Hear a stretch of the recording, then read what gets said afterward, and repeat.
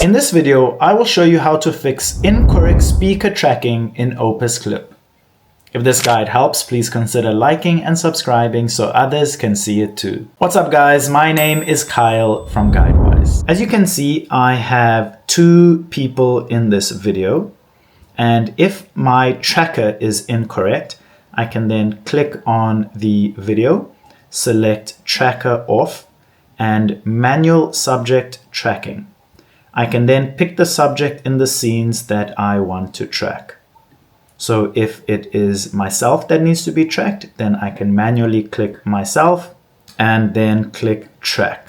The video will start processing, and once it has completed processing, your tracking should match the script and the person who is speaking. If this video helped, don't forget to like and subscribe.